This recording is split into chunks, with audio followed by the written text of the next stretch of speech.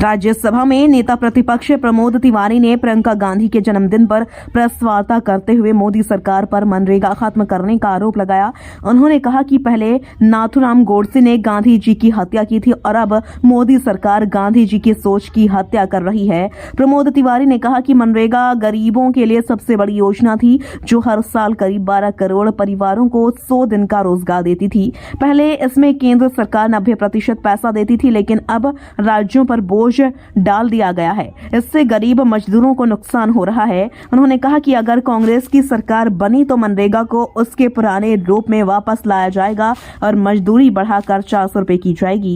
इसके साथ ही कांग्रेस ने ऐलान किया कि अगले 100 दिनों में पूरे यूपी में संविधान संवाद, मनरेगा बचाओ अभियान और संगठन को मजबूत करने का अभियान चलाया जाएगा। प्रेस वार्ता में कांग्रेस के कई वरिष्ठ नेता और कार्यकर्ता मौजूद रहे।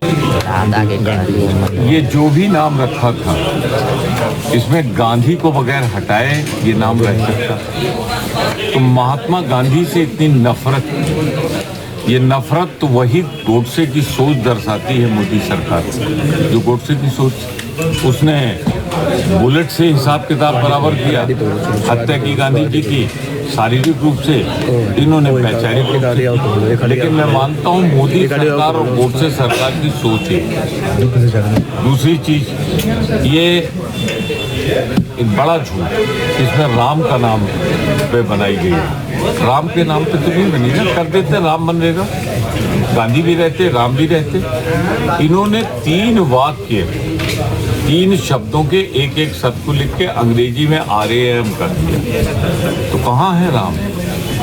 मैंने पार्लियामेंट में बोलते हुए दिखाया था कि देखिए इसमें राम कहीं है नहीं। अगर आप हर शब्द का पहला अक्षर ले तो फिर तो राम नहीं रह जाते, और अगर सिर्फ 2 या 3 शब्दों का ले तो बात बनती है। तो कुल मिला के जैसे भगवान राम के नाम पर धोखा ये देते रहे, अब कि भगवान राम के नाम पर गोडसे वाला काम किया है और गांधी के विचारों की हत्या की।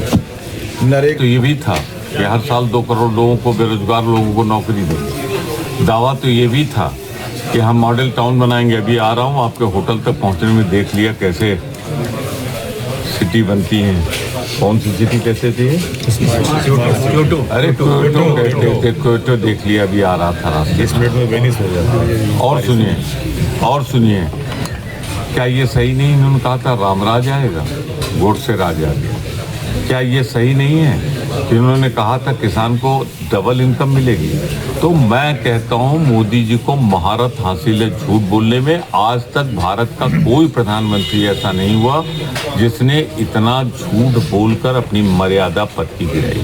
तो हमारा समय को लेकर कि इसे अगर आप 1-2 साल चलाते तो वो इस होटल के सामने जो मजदूर काम लगाए हुए हैं या बनारस के किसी ओवरब्रिज के नीचे रात में सोते हैं, वो लौट के होली में जाते या गर्मी में जाते फसल कटाई के समय, तो उनका नाम जुड़ जाता। अब 2 करोड़ 90 लाख लोगों के नाम कटे हैं, जिसमें 2 करोड़ से ज्यादा लोग हैं लापता। अब वो लापता कौन से?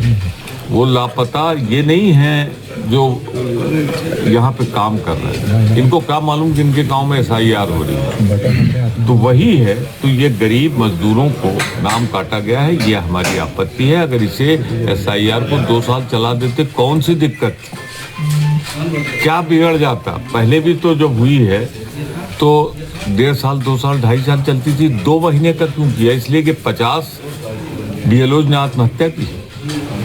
तो ये पूरी तरीके से मोदी सरकार का एक झूठ है। और मैं दावे से कह रहा हूँ कि पहला राउंड, दूसरा राउंड, तीसरा राउंड तो मैंने भी सुना था बनारस का। ये विश्वगुरु पीछे काहे चल रहे थे? मैं सिर्फ इतना कहना चाहता हूँ कि अगर पहले और दूसरे राउंड का उत्तर प्रदेश में 9 दिन बाद इलेक्शन कमीशन आंकड़े न जारी करता तो आज न मोदी होते, न मोदी की सरकार होती, देश में कांग्रेस के नेतृत्व की दूसरी सरकार होती। ये बेईमानी से असंवैधानिक सरकार। जो ही तो कह रहा हूँ, मनरेगा अगर गांव में चल रही थी तो इसमें कांग्रेस कहाँ से आ गई थी? और मैं कहना ये चाहता हूँ कि इसमें एक बहुत अव्यवहारिकता है। वो अव्यवहारिकता ये है कि पहले रेशियो था 90-10 का, 90% केंद्र सरकार देती थी, 10% प्रदेश सरकार। हर प्रदेश सरकार तो खर्च में डूबी हुई है, वो 40% अपना शेयर कहाँ से देगी। दूसरा शायद आप लोगों ने ठीक से नहीं देखा होगा, इसमें पहले गांव में योजना बनती थी और वहीं स्वीकृत होती थी ब्लॉक में। अब दिल्ली तय करेगा, लखनऊ तय करेगा कि कहाँ ये लगेगी योजनाओं, कहाँ नहीं लगेगी। और देखिए कितना कष्ट हुआ राम का नाम लेने में। अभी आपने लिया था, क्या लिया था? कुछ पहले था, कुछ बाद में था। तो इससे बड़ा बेईमानी कोई हो सकती है? पूर्व